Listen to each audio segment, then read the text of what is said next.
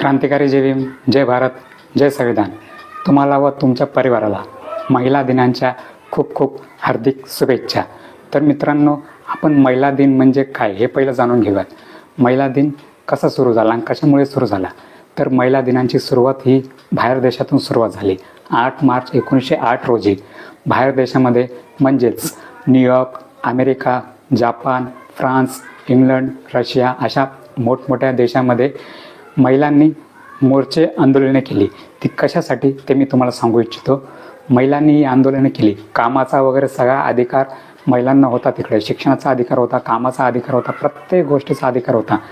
पण त्यांच्या आंदोलनाचे प्रश्न काय होते की कामाचे 12 तासाचे म्हणजे 12 ते 14 तास असं काम करायचे तिकडं. तर त्या कामाचे 12 ते 14 तासाचा कालावधी हा 8 तासावर यायला पाहिजे आणि पगारवाढीचा हा महत्त्वाचा प्रश्न होता. आणि दुसरं म्हणजे एक संगती पुरुष आणि स्त्री हे एकमेका संगती बसून जेवले पाहिजेत. आणि सगळ्यात महत्त्वाचं म्हणजे मित्रांनो, मतदानाचा अधिकार. जो मतदानाचा अधिकार भारत देशातील महिलांना फुकट म्हणजे दान केला आहे बाबासाहेबांनी. कसलेही संघर्ष न करता, कुठलाही मोर्चा न करता, कुठलेही आंदोलन न करता तो मतदानाचा अधिकारच नव्हे तर प्रत्येक अधिकार बाबासाहेबांनी फ्रीमध्ये म्हणजे स्वतःच्या बहिणीला बाबासाहेबांनी ते अधिकार देऊन टाकलेत. तरीही आणि ते फक्त एका जातीच्याच महिलांसाठी नव्हे, फक्त महार, बौद्ध, दलित, शूद्र जे म्हणतात तुम्ही बहुजन, त्या स्त्रियांनाच नव्हे तर प्रत्येक स्त्रियांना, ब्राह्मण, वैश्य, शूद्र, क्षत्रिय अशा प्रत्येक जातीतील स्त्रियांना, प्रत्येक भारतामध्ये जेवढ्या स्त्री आहेत मग त्या कुठल्याही जातीच्या धर्माच्या असो, सगळ्या स्त्रियांना समानतेचा अधिकार बाबासाहेबांनी या भारत देशामध्ये भारतीय राज्यघटनेमध्ये दिलेला आहे. आणि तो अधिकार का आणि कशामुळे दिलेला आहे आणि हिंदू कोड बिल हे का आणि कशामुळे लिहिलेलं आहे हे मी तुम्हाला सांगू इच्छितो. चला व्हिडिओला सुरू करूया. तर मित्रांनो, बाबासाहेबांनी राज्यघटनेमध्ये प्रत्येक जातीच्या, प्रत्येक पंथाच्या स्त्रियांना संविधानामध्ये, राज्यघटनेमध्ये अधिकार दिलेला आहे. तो अधिकार का दिला आहे? तो अधिकार भेटला आहे माता रमाई यांच्यामुळे. कारण माता रमाई बोलल्या होत्या, बाबासाहेब तुम्ही समाजातील प्रत्येक नागरिकांसाठी, प्रत्येक पुरुषांसाठी कामं करता, पण असंही देखील कामं करा की ज्यामध्ये आमच्या महिलांचं दुःख ऐकलं जाईल आणि त्या दुःखांचा निवारा केला जाईल. तर बाबासाहेबांनी रमाईला शब्द दिला होता, रामू. बाबासाहेब रमाईला रामू म्हणायचे लाडाने, रामू मी तुझा शब्द नक्की पाळेल. आणि तो बाबासाहेबांनी शब्द पाळला, हिंदू कोड बिल देऊन. ते हिंदू कोड बिल संसदेमध्ये लागू नाही झालं, कारण त्याच हिंदू कोड बिलला सगळे राजकीय नेते हे विरोध करत होते. कारण त्यांना काय वाटायचं माहिती का, त्या राजकीय नेत्यांना, जर आपण महिलांना सगळंच अधिकार दिला तर महिला घरामध्ये राहतील का? महिला घरामध्ये मूल सांभाळतील का? चूल मूल कोण कळणार? मुलं पैदा कोणी घालणार? मुलांना कोण सांभाळणार? आम्हाला जीव कोण घालणार? आणि जे मनुस्मृती नाही, जर महिलांना सगळा अधिकार घेतला तर आम्हाला महिलांचा गुलाम व्हावा लागेल. याचा सगळा विरोध केला बाबासाहेबांचा तिथल्या राजकीय नेत्यांनी. मग त्या सगळ्यांचा विरोध बाबासाहेबांनी ऐकला, पण ते संविधान म्हणजे ते हिंदू कोड बिल संसदेमध्ये लागूच होत नव्हतं. मग शेवटी काय केलं बाबासाहेबांनी, त्या हिंदू कोड बिल लागू होत नव्हतं म्हणून त्या पदाचा राजीनामा दिला. मित्र, ते बिल लागू होत नव्हतं म्हणून पदाचा राजीनामा दिला. आत्ताचे नेते मंडळी अत्याचार, करप्शन, बलात्कार सगळं करतात, पण काय होतं? काहीच होत नाही. त्यांना राजीनामा देण्यासाठी लोक मोठमोठे मोर्चे, आंदोलने असे बरंच काय करतात. काय होतं? काहीच होत नाही. कारण सगळ्यांना मंत्रिपद हे आवडीचं असतं, प्यारा असतं त्यांच्यासाठी. तर एवढी घाण मानसिकता होते आपल्या देशातील लोकांची, आत्ता देखील आहे. पण काही काळाने बाबासाहेबांनी तर राजीनामा दिलाच, पण ते काही काळानंतर ते लागू झालं. हिंदू कोड बिल काही काळाने ते लागू झालं. नेहरूंनी ते लागू केलं. पंडित जवाहरलाल नेहरू हे भारत देशाचे पहिले पंतप्रधान होते. मित्रांनो, त्या हिंदू कोड बिलमध्ये काय काय होतं मी तुम्हाला वाचून दाखवतोय. हिंदू कोड बिल हे डॉक्टर बाबासाहेब आंबेडकरांनी तयार केलेले हिंदू समाजातील म्हणजे प्रत्येक भारत देशातील प्रत्येक स्त्रीसाठी ते हिंदू कोड बिल तयार केले. त्याचं कारण काय? हिंदू समाजातील स्त्री पुरुष समानता, वारसा हक्क, घटस्फोट आणि दत्तक विविध याबाबतचे ऐतिहासिक कायदे विधेयक होते. 11 एप्रिल 1947 रोजी संविधान सभेत सादर केलेल्या या बिलाद्वारे स्त्रियांना मालमत्तेत समान वाटा आणि एक विवाह पद्धतीची कायदेशीर मान्यता देण्याचे उद्दिष्ट होते. मुली या लग्न करून माहेरी जातात, मग त्यांना काय हक्क अधिकार मिळत नाही.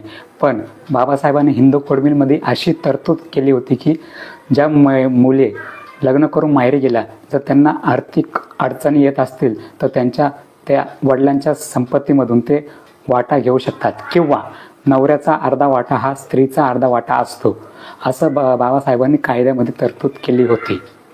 बघा मित्रांनो, बाबासाहेबांचे विचार किती महान होते.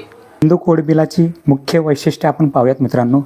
स्त्री पुरुष समानता, विवाह, घटस्फोट आणि मालमत्तेच्या अधिकारात महिलांना पुरुषांच्या बरोबरीने अधिकार देणे.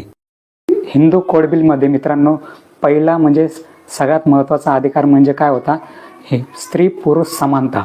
म्हणजेच समजा पुरुषांनी दुसरं लग्न केलं तर त्या स्त्रींना देखील दुसरं लग्न करण्याचा अधिकार मिळावा. म्हणजे आताच्या काळात काय होतं, जर पुरुषांची बायको म्हणजे पुरुषाने जर त्याची बायको मेली तर तो दुसरा लग्न करू शकतो, पण स्त्रीला लग्न करण्याचा अधिकार नव्हता पहिल्या काळात. कारण मनुस्मृतीचे नियम हे नष्ट झाले होते, पण काही प्रमाणात चालत होते, कारण स्त्रियांना लग्न करण्याचा अधिकार देत नव्हते. पण बाबासाहेबांनी असं केलं की स्त्री पुरुष समानता. स्त्री जर नवरा लग्न करू शकतो तर स्त्रीला देखील लग्न करण्याचा अधिकार या हिंदू कोड बिलमध्ये बाबासाहेबांनी दिला आहे. आणि समान जे आपण हक्क अधिकार देतो ना, पैशाची वाटणी, जे आपण मुलांना आपण वाटणी देतो की मुलगा हा वंशाचा दिवा आहे, तर त्याला आपण साधन संपत्ती देऊन टाकतो, पण मुलीला आपण देत नाही, कारण ती सासरी गेलेली असते, म्हणून त्या मुलीला ती साधन संपत्ती देत नाही. पण बाबासाहेबांनी ही तरतूद केली की जर तुम्ही जो वाटा द्याल ना मुलांना, त्यापेक्षा अर्धा वाटा म्हणजे 50-50% हे मुलीला गेलं पाहिजे 50% आणि मुलाला 50%, म्हणजे स्त्री पुरुष समानता येथे झाली पाहिजे. हे बाबासाहेबांनी पहिल्याच कलमामध्ये नमूद केलेलं आहे. तर दुसरा कलमा आपण पाहूयात. एक विवाह, बहुपत्नीत्व, एकापेक्षा जास्त पत्नी नष्ट करून एक विवाह पद्धती सक्तीची करणे. दुसरा कलम म्हणजे एक विवाह पद्धती. म्हणजे पहिल्या काळात काय व्हायचं मित्रांनो माहिती आहे का, जो पुरुष असायचा ना त्याला अनेक लग्न करण्याचा अधिकार मिळायचा. म्हणजे कितीही लग्न कर, पण स्त्री ही एकच लग्न करू शकते. समजा तिचा नवरा मेला तर तिला दुसरं लग्न करण्याचा अधिकार नव्हता, तर स्त्रींना एकच लग्न करण्याचा अधिकार होता. जर तो नवरा मेला, सती तर नव्हतं जायचं, कारण सती ही काही काळाने महात्मा फुलेंच्या काळात आणि ते राजे होते त्यांच्या काळामध्ये ती नष्ट झाली. इंग्रजांच्या काळामध्ये सती प्रथा बंद झाली, पण स्त्रींना दुसरं लग्न करण्याचा अधिकार नव्हता. पण पुरुषांना कितीही लग्न कर, कितीही काय कर, जो स्त्रियांना सोड, म्हणजे जे लग्न केले त्या पोरींना तू सोडू शकतोस, तू दुसरं लग्न करू शकतोस, असे जे अधिकार होते ते होते पहिल्या काळी. मग त्या बाबासाहेबांनी त्या घटनेमध्ये लिहिले की एकच लग्न करू शकतो, मग ती स्त्री असो किंवा पुरुष असो. जर तुमच्या दोघांमध्ये सहमत असाल तरच तुम्ही दुसरं लग्न करू शकता. जर तुमच्यामध्ये सहमती नसेल म्हणजे दुसरं लग्न करण्याची, तर तुम्ही लग्न करू शकत नाही, तो कायद्याने गुन्हा मानला जातो, असं बाबासाहेबांनी नमूद केलेलं आहे. आणि तिसरं मित्रांनो, घटस्फोटाचा अधिकार. हिंदू स्त्रियांना विशिष्ट परिस्थितीत घटस्फोट घेण्याचा अधिकार आहे. तिसरं जे आहे मित्रांनो, घटस्फोटाचा अधिकार. समजा स्त्रियांना कितीही अन्याय अत्याचार, कितीही बेवडा, कितीही खाली म्हणजे नीच नवरा मिळाला तरी त्या स्त्रींना त्या नवरासंगती नांदावा लागायचं पहिल्या काळात. पण बाबासाहेबांनी असा जो एक कायदा निर्माण केला आहे, असं जे कलम त्याच्यामध्ये टाकण्यात आलं आहे हिंदू कोड बिलमध्ये, जर तुम्हाला नवऱ्यासंगती राहायचं नाही, तो तुम्हाला त्रास देतोय किंवा काही अडचणीमुळे तुम्हाला नवऱ्यासंगती राहायचं नाही, तर तुम्ही त्या नवऱ्याला घटस्फोट देऊ शकता. एवढा सगळा अधिकार बाबासाहेबांनी त्या घटनेमध्ये दिलेला आहे, हिंदू कोड बिल या घटनेमध्ये. तर मित्रांनो पाहू शकता, कारण पहिल्या काळी स्त्रियांना हे राहावंच लागायचं, कारण नवरा हा मारू शकतो, काहीही करू शकतो, त्याचा अधिकार आहे. असं कसं, स्त्री पुरुष समानता म्हणल्यावर दोघांनी समान राहिलं पाहिजे ना. कशाला, ती स्त्री देखील कोणाची तरी लेक आहे ना, मग त्या स्त्रीला मारणं हक्क अधिकार कुठून आला तुमच्यावर, हेही चुकीचं आहे. म्हणून बाबासाहेबांनी घटस्फोटाचा अधिकार हा स्त्रीला दिलेला आहे. स्त्रीलाच नव्हे तर पुरुषालाही आहे. म्हणजे स्पेशली हा हिंदू कोड बिल हे स्त्रियांसाठी आहे, पण पुरुषही वापरू शकतो. असं नाही की स्त्रीच बरोबर असते, पुरुषच चुकीचा असतो. काही ठिकाणी पुरुषही बरोबर असतो आणि काही ठिकाणी स्त्री ही चुकीची असते. म्हणून आपण स्त्रीला किंवा पुरुषालाच दोष देऊ शकत नाही किंवा स्त्रीलाच दोष देऊ शकत नाही. यामध्ये दोघंही कुठे ना कुठे चुकीचे असतातच. म्हणून दोघांना घटस्फोट घेण्याचा अधिकार आहे. चौथं पाहूयात मित्रांनो आपण दत्तक विधान, मुलगा किंवा मुलगी दत्तक घेण्याचे सुधारित नियम. जे चौथं मित्रांनो आहे ते म्हणजे दत्तक विधान. तुम्ही मुलगी किंवा मुलगा हा दत्तक घेऊ शकता. पहिल्या काळी काय असायचं मला माहीत नाही, पण आत्ताच्या काळात जे 21वं शतक आहे ना, आताच्या काळात मुलांमध्ये दोष असतो किंवा मुलींमध्ये दोष असतो. त्यांना काही कारणामुळे मुलं होत नसतात, पण आता टेक्नॉलॉजी आलेली आहे. पण बाबासाहेबांनी हिंदू कोडमध्ये असं लिहिलेलं आहे की जर तुम्हाला मुलगा किंवा मुलगी दत्तक घ्यायची असेल तर तुम्ही घेऊ शकता. मग तो अनाथ आश्रममध्ये असो किंवा कोणाच्याही असो, ज्यांना आई नाही वडील नाही तसे किंवा दोन्ही नाही, आई पण नाही आणि वडील पण नाही, तसा मुलगा तुम्ही दत्तक घेऊ शकता. जर तुम्हाला मुलं होत नसतील तर तुम्हाला दत्तक घेण्याचा देखील अधिकार बाबासाहेबांनी हिंदू कोड बिलमध्ये दिलेला आहे. तुमचं लग्न हो नाहीतर नाही हो. पुढचं पाहूयात मित्रांनो आपण व्याप्ती. हे कायदे हिंदू, शीख, बौद्ध, जैन आणि लिंगायत धर्मातील लोकांना लागू होते. तर बाकीचे जे मुस्लिम धर्म आहेत ते लोक लागू करून घेत नाही, पण हे बाकीच्या धर्मांना लागू होते. कारण ते मुस्लिम लोक ते त्यांच्या कुराणनुसार चालतात. आपल्याला कोणत्याही धर्मानुसार आपल्याला काय बोलायचं नाही, पण हे एवढे नियम याच्यामध्ये लागू होतात. हिंदू, बौद्ध, शीख, जैन हे यांना लागू होतात असं बाबासाहेबांनी हिंदू कोड बिलमध्ये लिहिलेलं आहे. आता आपण पुढचं पाहूयात मित्रांनो पार्श्वभूमी आणि राजीनामा. डॉक्टर बाबासाहेब आंबेडकरांनी अत्यंत कष्ट करून हे बिल तयार केले होते, मात्र तत्कालीन काँग्रेस सरकारमध्येही या बिलाला विरोध झाला. या बिलाला मंजुरी न मिळाल्यामुळे व सनातनी मानसिकतेचा सामना करावा लागल्यामुळे डॉक्टर बाबासाहेब आंबेडकरांनी कायदे मंत्रिपदाचा राजीनामा दिला. हे बिल थेट मंजूर झाले नसले तरी पुढे 1955 ते 1956 मध्ये हिंदू विवाह कायदा, हिंदू वारसा कायदा, हिंदू दत्तक व देखभाल कायदा आणि हिंदू अल्पसंख्याक व पालकत्व कायदा या रूपाने यातील तरतुदी संसदेने टप्प्याटप्प्याने मंजूर केल्या, ज्यामुळे भारतीय महिलांना कायदेशीर अधिकार मिळाले. बघितलं मित्रांनो, मी तुम्हाला सांगितलं होतं ना बाबासाहेबांनी राजीनामा का दिला. कारण काँग्रेसचे नेते हे सनातनी होते, मनुवादी होते, जातीवादी होते. त्यांना स्त्रियांना समानतेचा अधिकार द्यायचा नव्हता. त्यांना स्त्री ही घरापुरतीच ठेवायची होती. एक चूल आणि एक मूल. स्त्रींना बाहेर पडण्याचा त्यांना अधिकार द्यायचा नव्हता. एवढं मानसिकता होती मित्रांनो घाण. पण ते बिल मंजूर न झाल्यामुळे बाबासाहेबांनी मंत्रिपदाचा राजीनामा देऊन टाकला. पाहू शकता मित्रांनो, एवढे महान होते आपले बाबासाहेब. 1955 ते 1956 नंतर ते कायदे थोडं हळूहळू का होईना ते अंमलात आले मित्रांनो.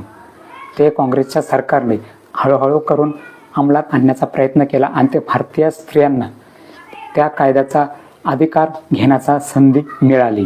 तर मित्रांनो पहा, बाबासाहेब हे कुठल्याही जातीचे, धर्माचे, पंथाचे नव्हते. बाबासाहेब प्रथमतः आणि अंतिमतः भारतीय होते. तर त्यांना भारतीय म्हणून बघा मित्रांनो. त्यांना कुठल्याही जातीचा, कुठल्याही धर्माचा नेता म्हणून बघू नका. बाबासाहेबांनी प्रत्येक देशातील नागरिकांना समानतेचा अधिकार दिलेला आहे. आणि सगळ्यात महत्त्वाचं मित्रांनो, मतदानाचा अधिकार त्या हिंदू कोड बिलमध्ये दिलेला आहे. ज्या मतदानाचा हिंदू कोड बिलमध्ये नाही, सॉरी, बाबासाहेबांनी भारतीय राज्यघटनेमध्ये मतदानाचा अधिकार दिलेला आहे. बाबासाहेबांनी मतदानाचा अधिकार, ज्या अधिकारासाठी बाहेर देशातील स्त्रिया मोर्चे काढतात, आंदोलने काढतात, मोठमोठे उपोषणे करतात. कशासाठी? मतदानाच्या अधिकारासाठी. आणि इथे तुम्हाला फुकटामध्ये मतदानाचा अधिकार दिला आहे. बाबासाहेबांनी मतदानाचा अधिकार दिला तर खरं, पण त्या मतदान कशा प्रकारे करतो, कोणत्या आधारावर करतो, तर आपण ते मतदान ते मी दोघांसाठी बोलतो, पुरुषांनाही बोलतो आणि स्त्रियांनाही बोलतो आहे. पुरुष हे दारू, मटण, बाटली याच्यावर विकतो. आपल्या मौल्यवान मतदानाचा अधिकार हा दारू, बाटली आणि मटणावर विकतो. आणि स्त्री काय करते? 1,500च्या 1.5 दमडीवर स्वतःचे हा अधिकार विकते. ते 1,500 1-2 दिवस देखील पुरत नाहीत. त्या 1,500 आपण मतदानाचा अधिकार विकतो. 5 वर्षाचं भविष्य आपल्या येणाऱ्या पिढीचं, आपलं भविष्य तर आपण वाटोळं केलंच आहे, पण आपल्या येणाऱ्या पिढीचं भविष्य आपण दारू, बाटली, मटण आणि 1,500 या आश्वासनावर आपण हे विकून टाकतो. 500, 1000 रुपये, 1500 रुपये या आधारावर आपण आपलं मौल्यवान मतदान विकून टाकतो आणि नंतर आपण ज्या विकासाची वाट पाहतो ना, तो विकास हरवलेला असतो 5 वर्ष. का नाही हरवणार तो विकास? कारण आपण कामाच्या नावावर मतदान नाही केलं. आपण मटणाच्या नावावर, दारूच्या नावावर आणि बाटलीच्या नावावर आणि महत्त्वाचं म्हणजे 1500च्या नावावर मतदान केले. आपण विकासाच्या, प्रगतीच्या आणि आपल्या येणाऱ्या पिढीच्या भविष्याच्या नावावर मतदान नाही केलं. आपण ह्या गोष्टीच्या नावावर मतदान केले.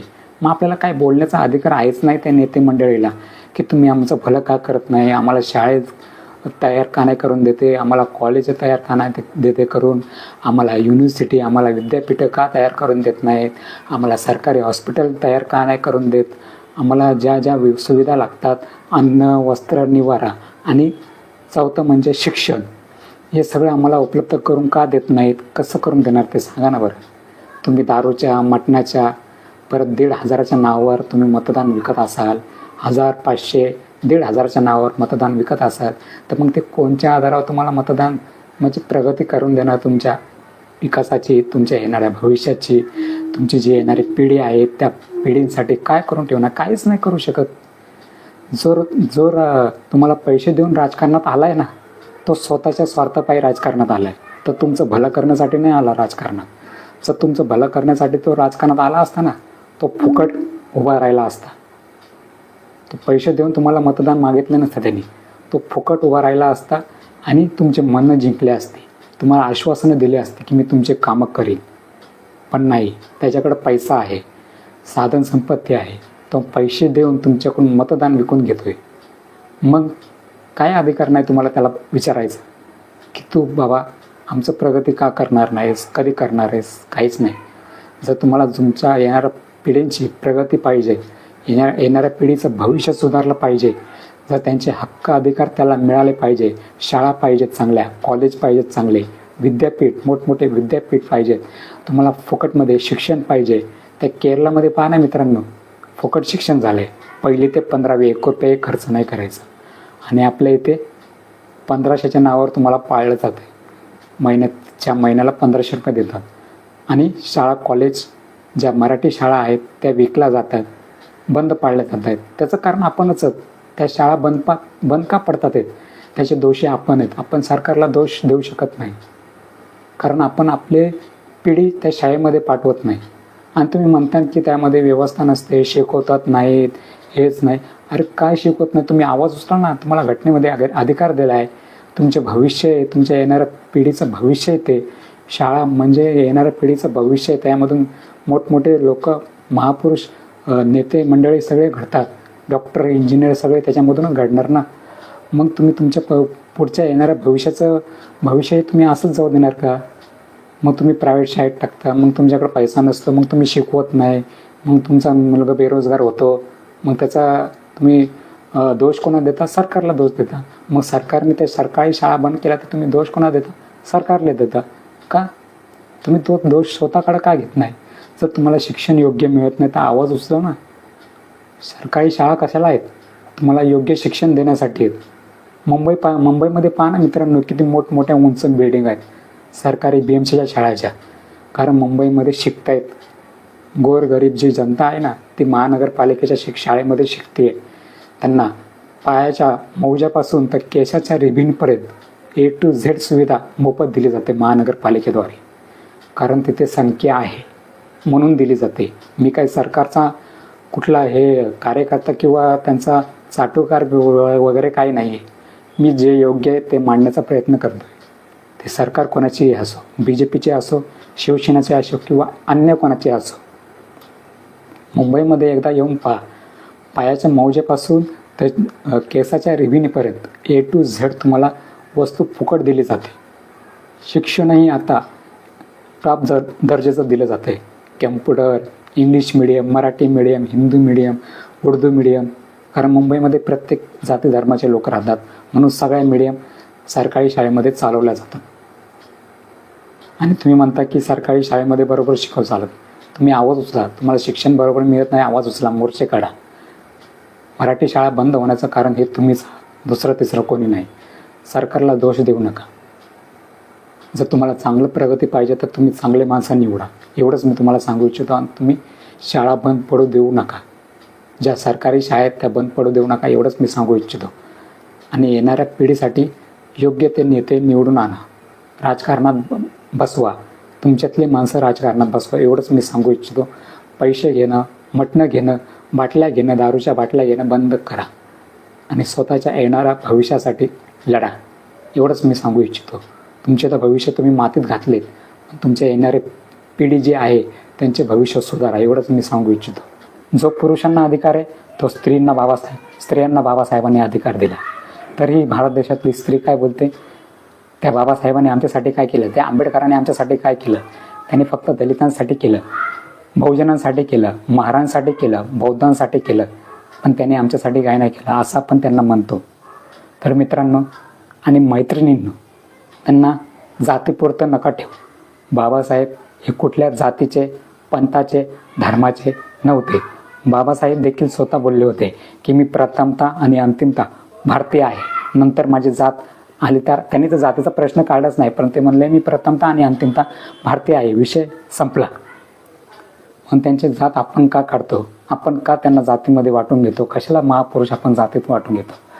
छत्रपती शिवाजी महाराजांना आपण मराठीचे नेते ठेवतो, बाबासाहेबांना आपण दलितांचे नेते ठेवतो, अण्णाभाऊ साठे यांना मातंगाचे नेते म्हणून आपण निवडतो.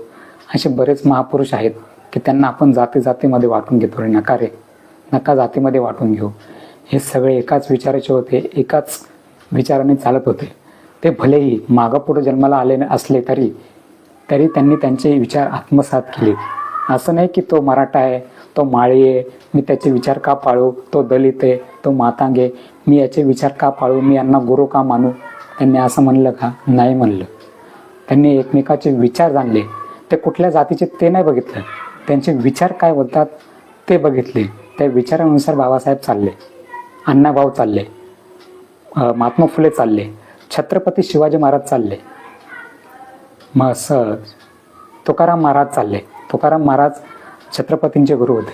छत्रपती हे महात्मा फुलेंचे गुरु होते. महात्मा फुले बाबासाहेबांचे गुरु होते. बाबासाहेब हे अण्णाभाऊ साठेंचे गुरु होते. आणि तुकाराम महाराजांचे गुरु कोण होते मित्रांनो माहिती का?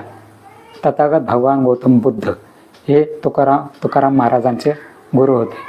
तर बघा मित्रांनो कसा वारसा चालत आलेला आहे. यामध्ये एकाही जातीचा नाही आहे, सगळे अनेक जातीचे आहेत, वेगवेगळ्या जातीचे आहेत. मग आपण त्यांना जातीमध्ये का वाटतो हे मला कळत नाही.